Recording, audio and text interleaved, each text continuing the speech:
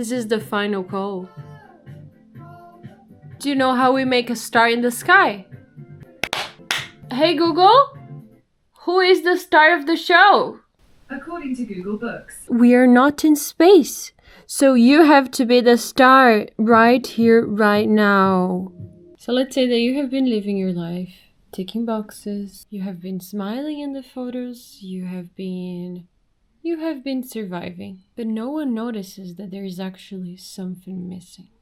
Maybe not even yourself. And I can definitely say that I have worked personally close to people. And don't get me wrong, I love that. I think that serving people and being around people and helping people, it's wonderful. But not until you cross the boundary and you start living somebody else's life. Have you ever felt like you're living somebody else's life and you are not your own superstar? You are not your own hero. The one that comes to save you is you. How could we feel like we are not a background character any longer? And we are right there, here, ready to see and be seen.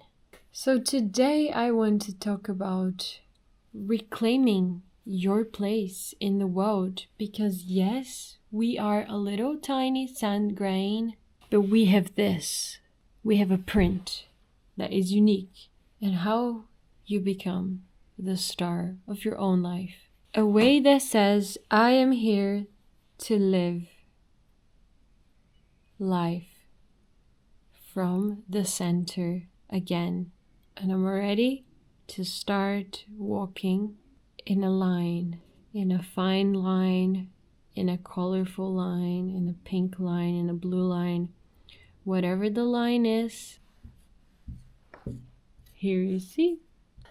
Here are 5 shifts that will help you to come back to yourself. And I want to say that sometimes we don't know anything until we know it. I know that's complicated, but I just want to tell you to get on the dance floor, okay? This is number 0. Get on the dance floor, move your body, okay? Just move your body, just start. Whenever you're cooking, just start dancing, because you need to get back to your body, okay? That's a plus, that's a bonus. I'm already giving you a bonus to start with, all right? Now let's go to number 1. Start by telling the truth, okay? And the real truth. You know that I'm not talking about nodding to things that you haven't asked for, or things that are coming to your life that you're not happy with. The truth is the truth that you feel when you're quiet, when you are with yourself. Ask yourself, what kind of life are you living right now, today? And that's a very powerful one. What part of me have I abandoned for me in order to belong? Because sometimes we belong to ourselves, and sometimes we just have to say no to other things around in order to say yes in here, in our heart. This honesty is a spiritual act to yourself. It's the way to start sparking the lights onto your stage again. Then we have number 2. Number 2 is to make space for your desires. You have real desires, okay? You don't only have the desire of going to the shop to buy chocolate. You don't only have the desire to go outside, see the sun. Yes, it's good to be grateful. It's very important. You don't get more if you're not grateful for what you have today. You can be grateful today and you still can have desires. You can thank what's in front of you and wish for more. That's a human thing to do. And desire is not selfish. Desire is divine. Desires have been given to you, and it's up to you to respect your desires and to follow them. It's the way that the universe is guiding you by giving you desires. Number 3, clear out the noise. Get in line with yourself. The more that we consume things that are outside of ourselves, we are missing out in our lives. Try spending a week off social media and not telling anyone. Or practice listening to your intuition before you ask for somebody else's opinion.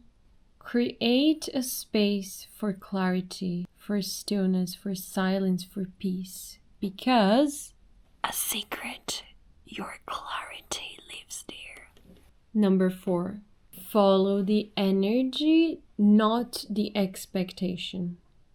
Just notice, notice what lights you up. What are the things in your life that excites you? You feel excited about, you feel drawn to. Even if it's just like colors, textures, food, people. There are things that naturally spark our interest. And the more you decide to go with it, the more that you decide to carry on and go with your intuition, the more that you tell yourself that you trust. Okay? Follow that. Trust. It's like, I forgot the name of that fairy tale that are a brother and a sister, and they are like leaving breadcrumbs to remember the way. Following your intuition is kind of following those breadcrumbs that the universe left for you. It's beautiful. You don't need a 5-year plan. Yes, it's helpful, but sometimes all you need is to follow that energy, and the more that you're following those little nudges, the more energy you welcome in your life, and the more you discover. It's like life is a puzzle. Sometimes I start to think about life as a puzzle. It's about discovering and like, okay, what's this thing? What does that thing do for me? How can I improve on that thing? Okay, how do I feel about that other? It will always lead you closer to yourself, and it will get you closer to your heart and your spirit. It's a very, very powerful exercise to do. And then also to practice self-loyalty. It's very important as well. It's easy sometimes to be loyal to other people and to say that you will be there when you're gonna meet them for a coffee, for a walk, but you also have to say to yourself that you will be there, even when other people don't understand what you're doing, and maybe sometimes even you don't understand what you're doing, because before you actually understand, you get nudges, you get energy, you get little pieces of the puzzle.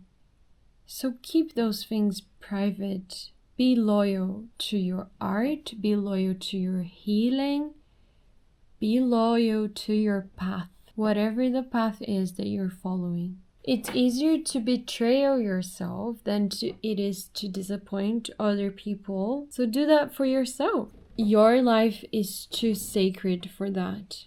Your life is precious, and you are a superstar.